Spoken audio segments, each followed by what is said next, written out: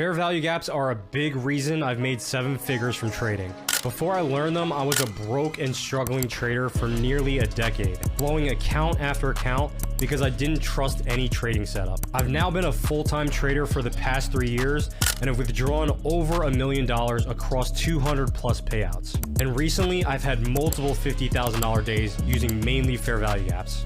In this video, I'm going to show you exactly how they work and why they're one of the most powerful concepts. So grab your notebooks and let's get right into it. Okay, let's dive into one of my favorite concepts, fair value gaps. Now let's go through a simple definition of them.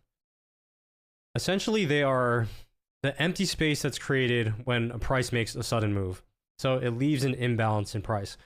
And why is this so important? Well, when we break down markets and how we find opportunity in the markets to make money, price needs to be out of balance. If the markets are in balance, essentially what you get is just a trading range. And it's not until the market moves to levels that are out of balance that we get opportunities. So when the market is trading at lows, right, it's out of balance from equilibrium. So just imagine that this is equilibrium. So we have 50% of a specific range. And then we have discount and premium. Okay, so the only way that the markets provide opportunity for us as traders to make money is when they're out of balance. And that's basically why fair value gaps are so powerful, because it's showing you an imbalance between buyers and sellers. So I know there's a lot of conflicting information out there as far as how markets operate. Is it run by an algorithm? Is it not? And my question to you is, does that really matter? Does it really matter how the markets operate on the back end? Because even if you did know, it's still not going to have an effect on the trade that you're placing right now. So the probability is all in your hands. Okay, how are you managing that specific position? And when I try to visualize the markets, and this is just how I've been able to, break things down in a digestible fashion where I can understand it and it makes sense to me, is a fair value gap really just shows me an imbalance between buyers and sellers. All right. And that's really what we need to make money. So when we talk about fair value gaps, what is a fair value gap? A fair value gap is a 3 candle pattern, right? Where you have 1 candle, 2 candles, and 3 candles. But as you guys can see, this 3rd candle does not fill in the body of this candle. Okay, so as part of that simple definition, right, it makes a sudden move, leaving an imbalance. So this is creating what? A buy-side imbalance. And the way that I view these is that buyers are in control of these markets. But that's all you need to know. I don't really care if there's an algorithm driving it or not. Pay attention to these patterns enough and watch them pan out, and they will help your trade. They will aid in your trading. They will help you determine, which direction is order flow really going. Is it going higher or is it going lower? And when these levels get inverted, right, now we have possible opportunities to go the other direction, right? Because now all of a sudden this buy side imbalance is being violated to the downside. That's really all we need to know. What side is the market imbalanced towards? Are there more buyers or are there more sellers? So when the markets get rebalanced, right, think about this. All it's really doing is offering price at these levels where we created an imbalance. So I've read numerous amounts of books and I've read a bunch of articles on this. And, from what I've gathered at least, right, this is my experience, my knowledge of the markets. These large funds and these large institutions, when they place orders, they're not being able to get filled at that same price. Let's say if they have, a very massive order. Let's say they want to buy $100 million of something, or maybe even more, maybe $250 million of something. They can't get the same fill price because these markets move without them. So if they get filled on, say, 100 million of it, and the other 150 million needs to get filled, well, what happens is when that order goes through for 100 million, it causes prices to, it causes these prices to jump. And when it retraces, now they're able to fill the second part of the order, right? Okay, this is how I, internalized it. This is basically how I visualize the markets or try and interpret the context of the markets, right? Because there's elephants in the room that are trying to buy up a specific asset, and they're not going to be able to get filled at the correct prices. So let's say that this is, you know, I don't know, $1. So this price right here is $1, okay? So they get filled on their dollar, but now all of a sudden it jumps to here. So instead of it being $1, now it's $1.25. But they still want to get the rest of their order filled at $1. But when it returns to $1, now they can fill the other 100 million or the other 150 million, okay? And vice versa, right? If they're trying to sell an asset or offload an asset, you have this sell side imbalance. As the price rebalances to that level, they're allowed to sell more of it at the price that they want to sell it at, okay? This is our typical reaction that we're expecting from a fair value gap fill. Now, it's not going to be picture perfect like this every single time. Like, you're not going to get this old high, and then you're not going to get this low that pretty much lines up with that. Sometimes it's, you know, perfect. Other times it's not so perfect. And that's just part of markets. There's a little bit of randomness to this. Okay, so now that we understand what a fair value gap is, let me walk you through 3 essential tips to actually trading them profitably. But first, fair value gaps are just one of the many trading setups in my arsenal. And while they're great on their own, when I can combine it with 2 to 3 other concepts, it really takes my trading to a whole nother level. So if you want to learn all of the trade setups I use in depth with examples of entries, stop loss placements, etc., make sure you download my ultimate guide to trading executions, and I'll leave that link in the description. Okay, so essential tips.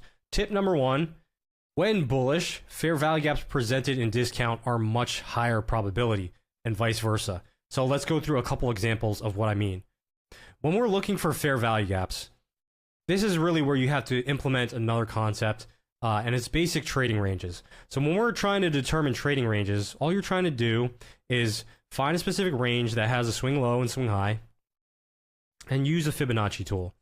Okay, so when we're drawing that out, right, as I mentioned, we need markets to be out of balance. And when they're in balance, we're not really getting the opportunity that we want. So when we're hunting fair value gaps when we're bullish, the fair value gap that resides in discount is much more powerful than the ones that reside in premium. So as you guys can see here in this example, we had a much larger fair value gap that's resting in discount based on this specific swing. So we have the swing low, swing high. These bullish fair value gaps in here are low probability. Okay, so if we have an overall bullish bias on a specific market, the fair value gaps that rest in discount are much more important. And yeah, you could probably say, oh, well, there's a swing low here and there's a swing high here, so isn't this technically resting in a discount? Yeah, but this is not really an obvious swing point. Okay, so when I zoom out of this market, right, what I'm looking for is, you know, visible swing points.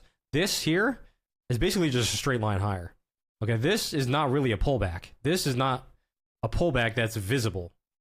Okay, so when I'm looking for swing points, I need something that's visible that, you know, if I turn my candlestick chart to a line chart, it needs to show me market structure. And if you turn this candlestick chart to a line chart, you probably wouldn't get the same detail. It'd be like this. It would look like this, and then like this.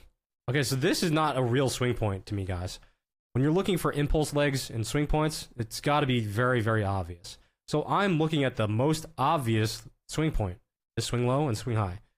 Notice how we violate these fair value gaps, and this is where traders think that fair value gaps don't work, but they're getting the context wrong. These fair value gaps are resting at such a premium that they fail because it's going to target this fair value gap. Then when prices are rebalanced, right, and it's more out of balance for sellers, right, this market down here is in a discount now. So once it's in a discount, it's offering you an opportunity to make money because this market is now out of balance based on this specific swing. Okay, it's out of balance and it's oversold, quote unquote. Now, maybe the ICT fanatics are going to come after me, but you know, it's basically just how I'm processing things. So this really was just one example, but you guys can see here that there's another example here. Okay.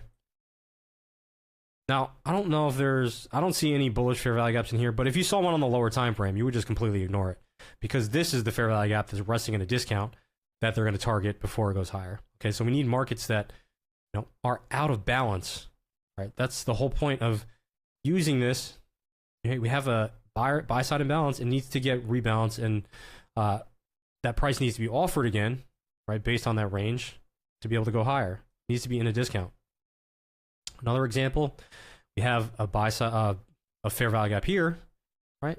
That fails, and then it goes to fill in what? It goes to discount here, right? This buy side imbalance is resting in a discount. Now, there's definitely risk in it possibly trading lower because there's another fair value gap all the way down here, and that's part of trading that we're just not going to understand. There's multiple fair value gaps that appear, all right?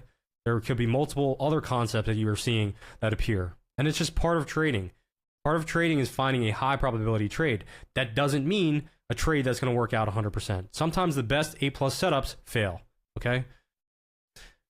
And if you're trying to trade from a short-term perspective, you can use these failed fair value gaps as inversion levels to just get a short, quick counter-trend trade to fill in an imbalance that you're seeing, okay? So you guys can see it came down, hit that 50% of this range, and then shot off again.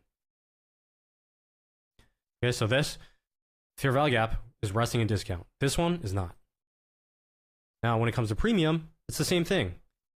We have fair value gaps that are in discount, right? So we have 3-candle pattern. There's a gap there. This is really the high probability fair value gap. This one, not so much, right? Because it's resting in a discount based on this current swing. Swing high, swing low. A very visible swing. If I zoomed all the way out, you guys could easily see that swing point, okay? It's very visible. I'm not sure if I reviewed this same example here, but you guys can see here, we have another bearish fair value gap. I don't believe this is really, this might be 50% of this swing. I didn't measure it out. But let's say if there was a fair value gap that appeared lower down here, just for example, let's say if a bearish fair value gap appeared down here, that's not the high probability one. The high probability one is going to rest higher up in that range. Here, same thing. We have this fair value gap resting in discount. And this is why it's so interesting, and maybe the markets are run by an algorithm, or maybe they're not. Maybe it's all mathematical. These markets really are engineered. So when you're finding the proper swing points, you will find that fair value gaps appear at these premium and discount levels. Okay? Coincidence? I don't know. That's not for me to answer. I just know when it provides these opportunities, I'm going to short the market. All right?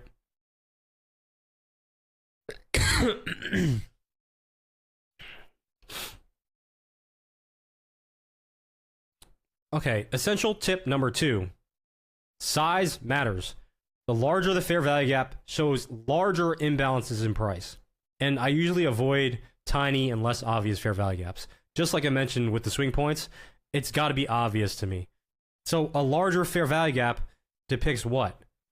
A larger imbalance between buyers and sellers, right? Those are your high probability setups, okay? The tiny ones and the less obvious ones, there's not that much of an imbalance between buyers and sellers, so obviously it's going to be a lower probability trade.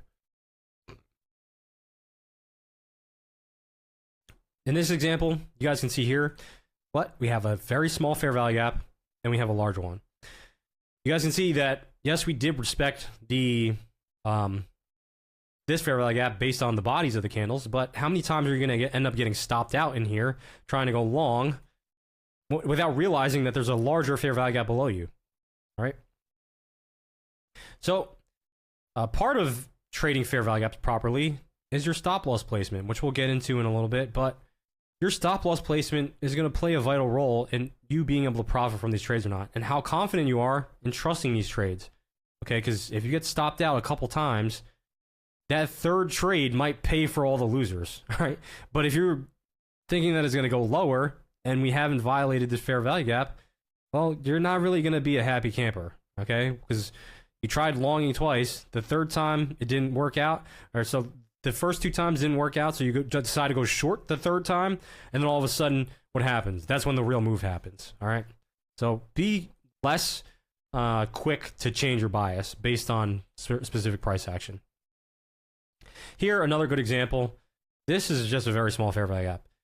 This is obvious, okay? The fact that we haven't retested into that level, what happens? This is really where they're trying to reach to. They're trying to reach into this level to rebalance it and then trade lower. This is a large fair value gap that needs to be rebalanced at some point, okay? So it would not make sense to me if the market traded in this fair value gap and then dumped, right? Because I see this happen all the time. They're waiting to run these fair value gaps into higher levels, you know, and bigger imbalances, and then they're going to take it lower. So another example here, you have a very small fair value gap here, but really this is the better fill price. So when you're thinking about trying to go long in here, while yes, it did work, like where's your stop loss? Okay, like where's your stop loss in here? This fair value gap, you know, if you used the low of this candle, it would have been totally fine. And you're getting better risk reward out of this specific trade. Okay, so instead of buying it up here, right, maybe you're buying it down here. And just keep in mind, guys, that this is not going to be picture perfect. Like I mentioned in the examples, sometimes we get markets that trade to fair value gaps and never, you know, they never go sideways like this. And other times where it hits that fair value gap and then it just dumps straight away. All right, it's just part of the game. It's part of the uncertainty with all of this. All right.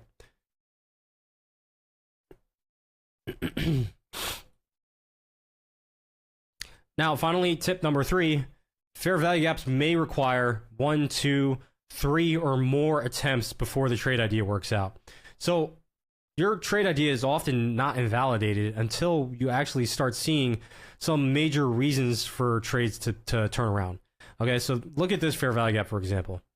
If you were trying to go long on this fair value gap, maybe you went long as soon as it traded down into it here. All right, maybe you took a loss. All right, you put your stop there, you took a loss here. Maybe you went long again here, and it got a little bit of a run, but maybe you moved your stop to break even. Okay, so like, let's say if you entered here, and then it ran up here, and then all of a sudden you move your stop to break even to, well, let me go back. Let's say you entered here, right?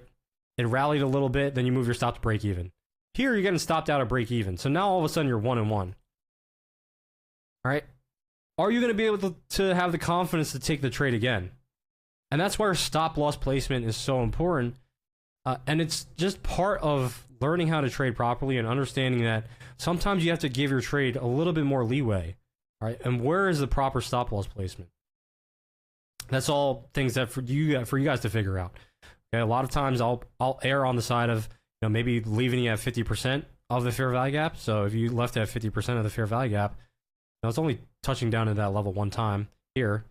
Or if you use the low of the fair value gap because it's a large fair value gap, right? Because typically when you get a very, very large fair value gap like this, you don't want to see a trade to the other end of that. Look at this one, for example. This is a very large fair value gap. If I was to short this level, I would not want to see it go all the way to the high, right? The fact that it ran to the high, that's giving me indication that maybe I'm wrong and the market is going to go the other way. And look what happens. It goes the other way. This is another great example, right? Just because this fair value gap is getting retested so many times does not make the trade invalid. It just makes you impatient. Because let's say if you're abandoning this idea, the fact that we have this very large fair value gap, this is a quite chunky fair value gap. Not only that, but the context behind it is we created a new low. So we're creating a market structure shift here. So we have a market structure shift here. This fair value gap is pretty large. All right. If you shorted the first retracement and put your stop loss, you know, all the way at the high of that fair value gap, now it becomes a test of patience. Do you have the fortitude to stick with the trade idea and let it pan out? Okay, because this is not a short period of time. We're talking about the 23rd all the way till the 29th. This is 6 days later, and then it finally starts moving. Okay, this is on a 1 hour time frame, by the way. So if you're seeing something on the 15-minute, you know, it might be a couple hours. This might be a day later. You know, are you going to abandon your trade idea because it keeps retesting your patience? Right? Do you have the patience and fortitude to stick with this trade idea long enough to see this run? Because I guarantee you, if you can time it right and scale into trades, this run here is going to more than make up for your 1, 2, 3 losses. Okay? That's proper risk management to me.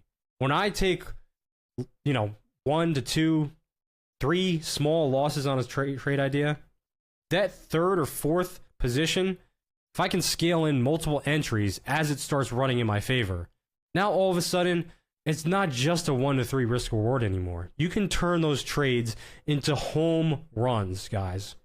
And this is the power of fair value gaps. When you can stick with a trade idea that makes sense, that has context behind it, you have to be able to trust these setups. And that only comes with experience.